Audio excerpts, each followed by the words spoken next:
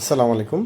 আজকে আমরা আমাদের জেনেসিসের যে আপনার দুই ধরনের আইপিএস সার্কিট বোর্ড আছে, এটার আমরা সেটিংসটা দেখাবো। এটা ভিডিওটা তৈরি হচ্ছে টেকনিশিয়ান ভাইদের জন্য এবং ইউজার ভাইদের জন্য, উভয়ের জন্য। তো যেহেতু সেটিংসটা একই, আর দুই ধরনের সার্কিট বোর্ড, একটা সোলার আইপিএস সার্কিট বোর্ড, এক বোর্ডে ফুল কমপ্লিট এটা, আর আরেকটা হচ্ছে আপনার শুধু জেনারেল আইপিএস সার্কিট বোর্ড। দুইটারই আমরা সেটিংসটা আপনাদের দেখিয়ে দিব। তো নতুন 6.2 ভার্সনে 2026-এর আমি সেটিংস পদ্ধতি পুরানো যারা ছিল তাদের থেকে একটু সামান্য ভিন্নতা আছে, মূলত সেটিংস সেমই। তো সেটিংসে যাওয়ার জন্য প্রথমে আমাদের এই দুইটা বাটন একসাথে চাপ দিয়ে ধরতে হবে। সেট আপ লিখে আসলে হাতটা ছেড়ে দিবেন। তো ইউজার সেটিংস কিন্তু 11 থেকে শুরু হয়। এর আগে যে সেটিংসগুলো আছে এটা কিন্তু টেকনিশিয়ান ভাইদের জন্য। আপনারা ইউজাররা সাধারণত এদিকে হাত না দেওয়ার চেষ্টা করবেন। যদি প্রয়োজন হয় সেটা আমাদের অফিসে যোগাযোগ করে আপনারা করতে পারেন, অথবা জাস্ট বাইপাস করে করে যেটা লাগবে সেটা শুধু সেটিং করবেন। বাকিগুলা আপনারা হচ্ছে ওকে দিয়ে দিয়ে পাশ কাটায় চলে যাবেন। তো এখানে আমরা আপ আর ডাউন বাটন একসাথে চাপ দিলে এখানে সেটিং 11 থেকে 1 নাম্বার সেটিংসে চলে আসবে। আমরা আপ আর ডাউন বাটনটা একসাথে চাপ দিচ্ছি, দেখতে পাচ্ছেন আপনার 1 নাম্বার সেটিংসে চলে এসছে। তো আবারও বলতেছি, এটা কিন্তু ইউজাররা এই সেটিংসগুলো হাত দিবেন না, জাস্ট ওকে দিয়ে দিয়ে পাশ কাটিয়ে চলে যেতে পারেন, বা এদিকে না আসলেও হয় আপ আর ডাউন বাটন চাপ দিয়ে।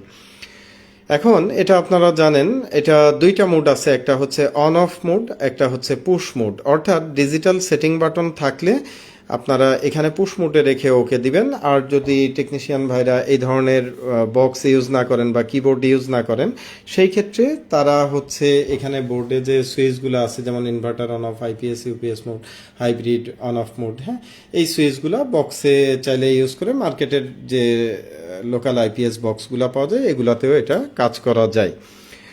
তো সেই ক্ষেত্রে এখানে এই পুশ মোডে অন অফ মোডে রেখে ওকে চাপ দিয়ে দিতে হবে। যেহেতু আমাদের এটা ডিজিটাল বাটন, এটা আমরা পুশ মোডে রেখে ওকে দিচ্ছি। আর আইপিএস এটা যত ভোল্ট ব্যাটারি সিস্টেম, সেটাতে আপনারা অন অফ এই ব্যাটারি ভোল্টেজটা সিলেকশন করে রাখতে পারেন। যেমন 12 ভোল্ট মেশিন হলে 12, 24 হইতে পারে, 36, 48, 60, এরপরে আবার 12। তো আমার মেশিনটা যেহেতু 12 ভোল্ট, আমি এটা 12 ভোল্টে রেখে ওকে দিয়ে দিচ্ছি। তারপরে হচ্ছে চার্জিং ব্লক অ্যাম্পিয়ার, কত অ্যাম্পিয়ারে এসি থেকে চার্জ হবে সেটা, হ্যাঁ।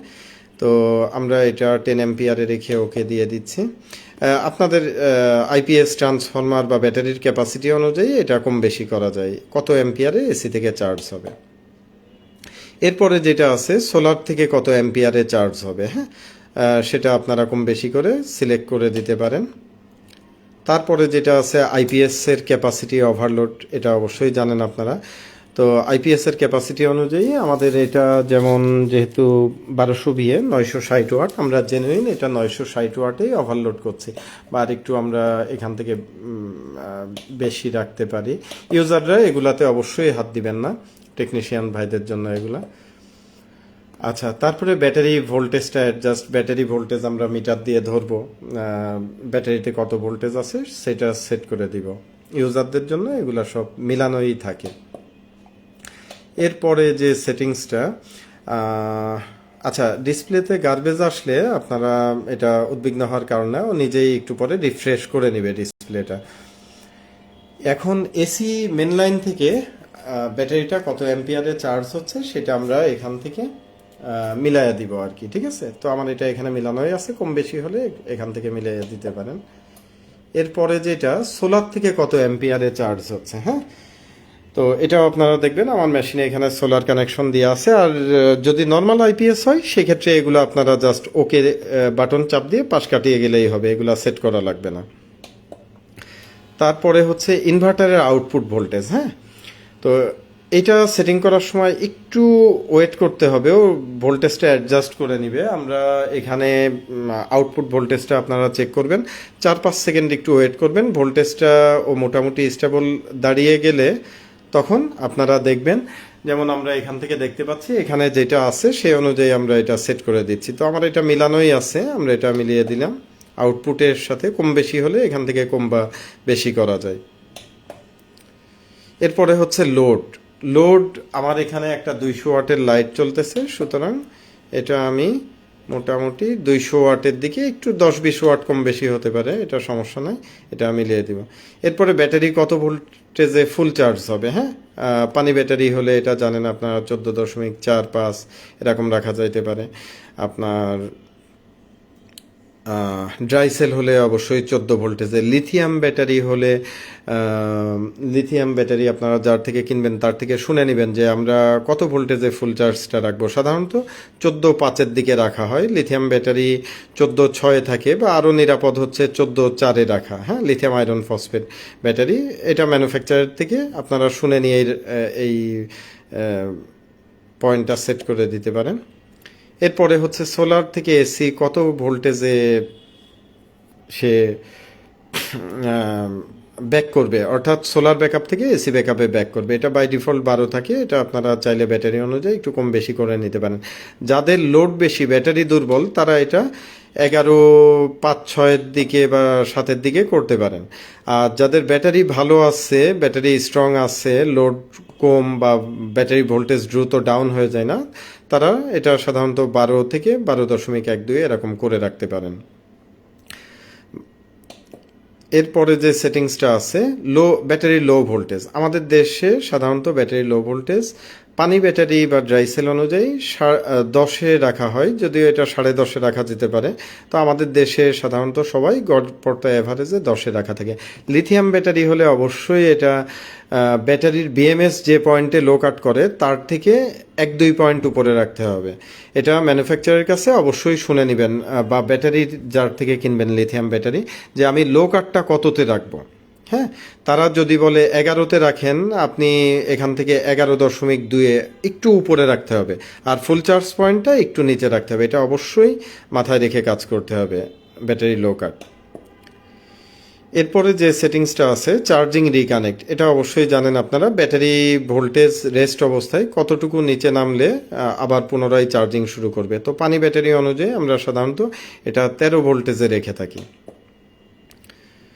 আচ্ছা, এরপরে সোলার ম্যাক্সিমাম অ্যাম্পিয়ার, সোলার থেকে কত অ্যাম্পিয়ারে চার্জ করবে, এটা আপনারা আগেরটা ছিল কিন্তু সোলার থেকে ব্যাটারি চার্জিং অবস্থায় কত অ্যাম্পিয়ারে চার্জ করবে, আর এটা কিন্তু মেশিনের ক্যাপাসিটি। হ্যাঁ, সোলার থেকে ম্যাক্সিমাম কত অ্যাম্পিয়ার সে একে পারমিশন দিবে, ঠিক আছে, দুইটা কিন্তু ভিন্ন জিনিস। আগেরটা ছিল সোলার থেকে কত অ্যাম্পিয়ারে চার্জ করবে, আর একটা হচ্ছে মেশিনের ম্যাক্সিমাম সোলার ক্যাপাসিটি। এই দুইটা জিনিস কিন্তু বুঝতে হবে। আচ্ছা, এই ছিল মোটামুটি সেটিংস। আর পুরো সেটিংস হয়ে গেলে আপনারা এই লাল বাটনটা চাপ দিয়ে মেশিনটা অন অফ করে দিতে হবে, যে সিস্টেম অন। হ্যাঁ, সিস্টেমটা অফ থাকে, সিস্টেম অন করে দিবেন।